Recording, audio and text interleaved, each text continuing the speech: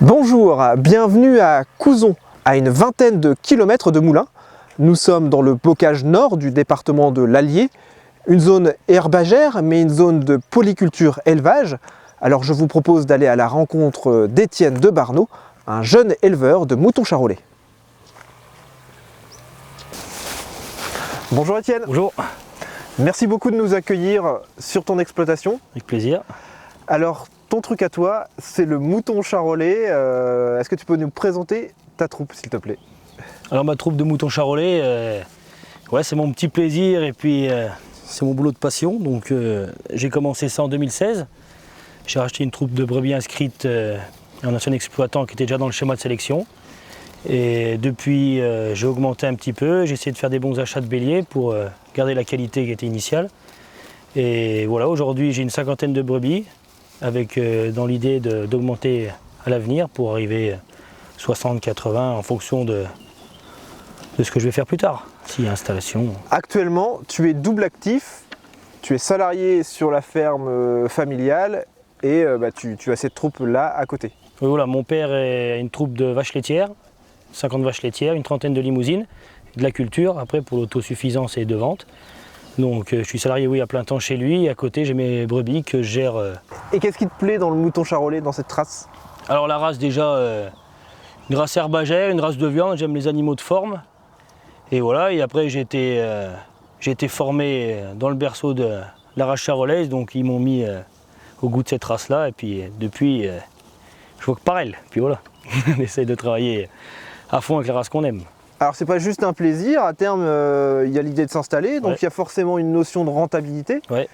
Comment tu commercialises tes animaux? Alors à l'avenir, il y a peut-être une installation, donc je commence un petit peu de prendre les formes de tout ce qui est vente. Donc je vends grosso modo un tiers des agneaux mâles en tant que reproducteur. J'essaie de garder le haut du panier, je sélectionne un peu dur mais pour être sûr de les vendre. Et l'autre tiers des agneaux part en agneaux de boucherie, donc à la Sicaba, c'est un abattoir et puis une boutique sur place qui est à 10 minutes d'ici. Donc un circuit court, pas d'intermédiaire, donc c'est gratifiant pour l'éleveur, ça, quand on peut emmener les choses au bout sans passer par d'autres personnes. On peut aller au bout du produit. Alors là, elle profite du pâturage de l'ensemble du parcellaire de l'exploitation familiale. Oui. Il y a plus de 220 hectares sur l'exploitation familiale. Donc je gère mon troupeau de brebis moi, sur des bâtiments qui sont orgaïques justement. Voilà, comme ça on a chacun ses choses à part. Et après on essaie de travailler quand même ensemble, des fois sur du pâturage mixte, ovin-bovin, pour en tirer tous les intérêts. Alors c'est quoi l'intérêt de ce pâturage mixte? Alors déjà au niveau de la consommation de l'herbe, le mouton a tendance à prendre l'herbe plus rase, à trier un petit peu plus, les vaches plus grossières, surtout les limousines. Un petit peu d'entretien d'accotement de la part du mouton. Et surtout limiter la pression du parasitisme, parce que le parasitisme ovin-bovin il se fait concurrence. Donc on est quand même moins alerte sur les traitements, on essaie de pallier à ça le mieux possible. Alors là, on le voit, on est sur une parcelle assez humide. Ça permet de valoriser ce genre de terrain assez argileux grâce aux moutons? Oui, voilà, ça c'est vraiment une parcelle type pour le mouton, compliqué à mettre en culture, difficile d'intégrer des vaches parce que une parcelle de petite taille qui va craindre le piétinement, alors que le mouton, on n'a pas d'impact, que ce soit l'hiver, automne ou printemps, même en période de forte humidité. Donc le mouton permet de valoriser ça, c'est des parcelles qui pouvaient perdre de l'intérêt quand on était qu'en système bovin, tandis que là, elles regagnent de l'intérêt en mouton, et ça me permet de faire fonctionner mes petits lots comme je l'entends. Voilà. Au niveau technique, tes agneaux, tu les vends à combien de jours et à quel poids? Souvent, je les vends à partir de 100-110 jours, et j'essaie de viser le poids entre 38 et 42 kg. C'est le poids normé où ils sont le mieux payés. Et c'est dans les critères pour la commercialisation après du grand public. Alors c'est une race adaptée à ce bocage très herbagé, mais au niveau GMQ, ça se traduit comment? Alors dans les GMQ, comme pour ma part, je suis à peu près, si on donne une valeur pour les mâles simples sous les brebis, je vais être à 150 grammes de poids type à 30 jours. Donc c'est dans la moyenne. Après, ça peut vite varier selon l'alimentation des mères, pâturage, pas pâturage. Et voilà, j'essaie de rester dans la moyenne, pour pas non plus faire trop de frais d'aliments, mais en même temps valoriser un produit et plus l'anneau est vendu vite, moins il fait de frais. Donc il faut aussi regarder tout ça pour l'aspect économique. Dernier point qu'on surveille généralement, c'est la prolificité chez toi. Oui. Ça donne quoi? Prolificité, je suis aux alentours de 170%, donc c'est à peu près 1,7 agneaux par brebis sur l'année. Donc je suis pas mal, je pourrais être un petit peu plus, donc peut-être à travailler une dizaine de points, ça pourrait être pas mal dans les années à venir. Donc voilà, je regarde ça, et puis aussi la valeur laitière, faire attention dans les achats de béliers, acheter des béliers qui ont assez de papier pour pas trop perdre dans ses qualités génétiques, pour après tout ce qui est vente de reproducteurs, plus ça va, plus les gens quand même aussi regardent aussi autant le phénotype que le papier de génétique, donc il ne faut pas s'éloigner de ça, même si pour ma part je suis le premier à trier au coup d'œil, il y a aussi la partie papier qu'il ne faut pas négliger, quoi. Alors le mouton charolais est bien adapté à ton manque de bâtiment. Tu me disais tout à l'heure que tu avais des animaux qui rentraient en bâtiment vers la fin du mois de janvier et qui sortaient un mois plus tard ou mi-mars, c'est ça? Oui, voilà, c'est une race qui s'adapte très bien à mon système parce que je suis un petit peu limité en place. Donc je trie les brebis souvent 15 jours, 3 semaines avant l'agnolage. Donc des brebis qui vont être triées au 20 décembre pour les premières qui vont faire début janvier, elles vont rester forcément 3 mois en bâtiment, mais il y en a certaines qui vont être triées autour du 15 février ou même fin février et qui vont passer 1 mois en bâtiment. Donc c'est ce qu'on recherche, elles valorisent l'herbe tout l'hiver et elles sont très bien dehors, des fois je les rends très bien en état. Elles ne sont pas serrées, elles sont sur de la grandeur, des parcelles un peu abritées pour pallier à l'hiver. Les brebis, contrairement à ce qu'on pourrait croire, elles sont très bien dehors, elles savent s'adapter. Donc je fais attention à ça, qu'elles aient des espaces couverts, coupés du vent, coupés du froid, et elles sont très bien dehors. Eh bien, merci beaucoup Étienne. Maintenant, je vais aller voir Aline, qui est la directrice de l'OS Mouton Charolais, qui va nous présenter l'historique de la race. Merci à vous.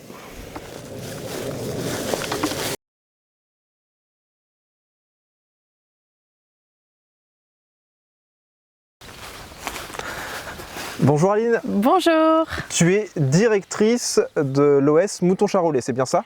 C'est bien ça, oui. L'organisme de sélection de la race du mouton charolais. Alors, est-ce que tu peux nous présenter l'origine de cette race Mouton Charolais? Oui, alors c'est une race qui est née dans les années 60 via le croisement en fait d'une race qu'on avait au niveau local, qu'on appelait la Morvandelle, près de Charolles en fait, en Saône-et-Loire, qui a été croisée avec une race anglaise, la Dishley, pour apporter essentiellement du coup les qualités bouchères. Donc de la conformation, dans les années 60, il y avait besoin de produire de la viande, et du coup c'est comme ça qu'est née la race. Là, on est dans l'Allier, on est encore dans le berceau de la race? Oui, alors on va dire qu'on est à la limite du berceau. On considère que le berceau, effectivement, est de Saône-et-Loire, en fait, autour de la région de Charolles. Mais on a 50% de nos éleveurs qui se trouvent en Bourgogne. Bourgogne-Franche-Comté, on a même quelques éleveurs de Franche-Comté. Et puis, les 50% autres éleveurs qui adhèrent à notre association se trouvent un petit peu partout en France. Mais on en a bien sûr quelques-uns aussi dans l'Allier, comme Étienne ou d'autres collègues. Aujourd'hui, quels sont les effectifs inscrits? Alors aujourd'hui, on a une base de sélection de 6800 brebis, donc inscrites au livre généalogique de la race, pour 110 éleveurs adhérents. Donc dans toute la France, comme je viens d'expliquer. Mais bon, il faut savoir qu'on a une base un petit peu plus élevée auparavant, mais bon, comme toutes les conjonctures ont fait que l'effectif a un petit peu diminué ces dernières années. Mais là, on semble être sur une position stable au niveau des brebis et sur justement aussi un bon recrutement d'éleveurs. On est sur une bonne dynamique au niveau de la jeunesse là. En termes de commercialisation, il y a une dynamique, il y a de la place là pour des jeunes qui s'installent? Oui, actuellement, et notamment cette année, on a signé un contrat pour la République slovaque pour 690 agnelles. Donc on est sur une année un petit peu exceptionnelle au niveau de l'export. Et oui, on en manque, clairement, on en manque. On a des demandes là qui affluent un petit peu, on est en pleine saison commerciale. Et je suis obligée de leur dire d'attendre sûrement l'année prochaine maintenant. Donc il y a clairement de la place. Alors comment est organisé le schéma de sélection de la race charolaise? Alors le schéma de sélection, il a l'objectif d'améliorer à la fois les qualités maternelles, donc la prolificité et la valeur laitière, et d'améliorer en même temps les qualités bouchères. Donc on se base sur 2 outils principaux, donc la station de contrôle individuel, où on invite les éleveurs chaque année à nous apporter leurs meilleurs individus, donc sur phénotype standard et bien sûr sur les qualités des parents, pour donc les apporter en station de contrôle individuel. Et suite à cette station de contrôle individuel où on les teste sur le potentiel de croissance, on va sélectionner, nous, les meilleurs à l'issue de ce contrôle, où on a fait des pesées, on a fait des échographies pour mesurer l'épaisseur de muscle et l'épaisseur de gras. On va sélectionner pour le schéma collectif 14 d'entre eux, donc sur les 130, pour les emmener à l'étape supérieure, qui est l'étape du testage bouché sur descendance. Et donc on va faire produire, on emmène ces 14 meilleurs dans un centre d'insémination, à un CMO20 pour nous en ce qui nous concerne, une entreprise de sélection qui est basée à Limoges, pour qu'ils produisent des descendants sur lesquels on va pouvoir faire des mesures sur les carcasses. Et donc pour déterminer quel agneau, quel bélier aura la qualification d'améliorateur boucherie, qualifié AMBO. Donc ça, c'est un programme que conduisent les autres races bouchères également en France. Il y a des évolutions dans les critères de sélection? Alors dans les critères, non, parce que l'objectif, enfin pas pour l'instant à court terme, l'objectif il est de produire des animaux, donc qualité maternelle, d'avoir du lait, d'avoir de la prolificité et des bonnes conformations de carcasses pour améliorer, puisqu'on est la première race utilisée en France pour le croisement. Donc à court terme, c'est vraiment les deux points sur lesquels on travaille déjà depuis 20 ou 30 ans. Ensuite, on suit quand même les évolutions qu'il peut y avoir et on a notamment l'arrivée peut-être de la génomie où on pourra faire des prises de sang et déterminer les meilleurs potentiels bien plus tôt en fait, avant de subir tous ces tests. Eh bien, merci beaucoup Aline. Maintenant, on va aller découvrir les standards de la race sur les animaux d'Étienne.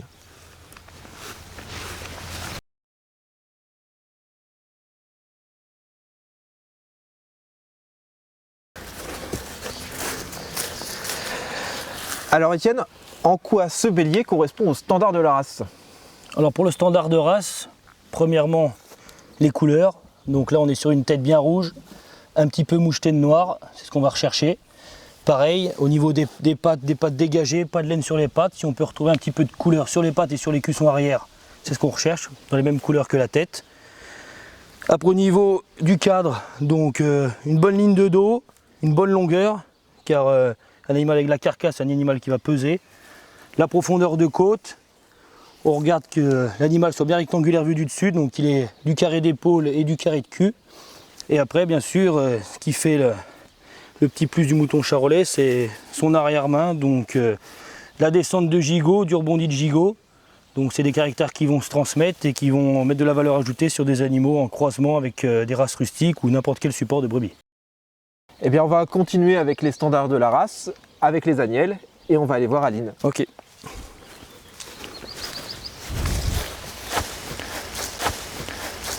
Aline, tu as sélectionné 3 agnelles. Qu'est-ce qui te plaît chez elles?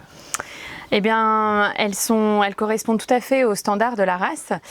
Donc, comme le décrivait Étienne sur la partie mâle, en fait, on n'a pas de critères très différents sur les femelles. On va chercher la même chose avec une tête rouge, dépourvue de laine, un joli port d'oreille. Là, ce que j'ai beaucoup aimé chez ces agnelles, c'est qu'elles ont un joli port d'oreille et des oreilles assez grosses comme ça qui vont certainement traduire un bon développement et des futures bonnes brebis. Ensuite, on cherche bien sûr la ligne de dos la plus droite possible, qu'elles aient du développement, pas trop de laine sur les pattes arrière comme pour les mâles, et surtout pas de couleur foncée. Le standard de la race bannit les couleurs de laine sur les pattes arrière trop foncées. Et puis, bien entendu, la conformation avec les plus beaux gigots rebondis et en descente. Alors, c'est pas forcément les agnelles les plus grosses. Enfin, c'est des belles agnelles, il y a un bon poids, mais une belle conformation, mais il n'y a pas que les plus gros animaux qui sont à sélectionner. Non, on cherche l'animal qui a le moins de défauts possible. Et donc ces agnelles traduisent bien cela. Quand on regarde un lot d'agnelles, quand on regarde un lot de mâles, on cherche les animaux qui ont le moins de défauts et donc qui correspondent le mieux aux standards de la race. Là, au niveau de la tête, c'est peut-être celle-là qui correspond le plus au standard, tachetée, rouge et tachetée? Oui, c'est ça. En fait, elle a quelques taches et elle a, par rapport aux deux autres, peut-être je la qualifierais de plus féminine. Et même question qu'à Étienne tout à l'heure, c'est des animaux rentables Parce que c'est ça le but au final? Oui, le but c'est qu'elles deviennent donc des brebis, idéalement avec qui soient capables d'élever bien sûr leurs 2 agneaux. Bon alors elles sont capables parfois d'en faire 3, mais ce qu'on préfère c'est quand elles en ont 2 et qu'elles sont capables de les élever. Et donc c'est ce qu'on cherche chez les femelles aussi, on cherche des signes qui vont nous montrer qu'elles vont être de futures bonnes génitrices. Merci beaucoup Aline pour ces explications. De rien.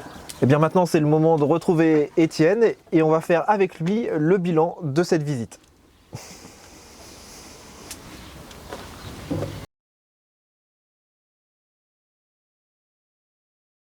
C'est le moment de conclure notre visite d'élevage. Alors on va retenir 3 points. Le premier, Étienne, une race avec des animaux particulièrement bien conformés.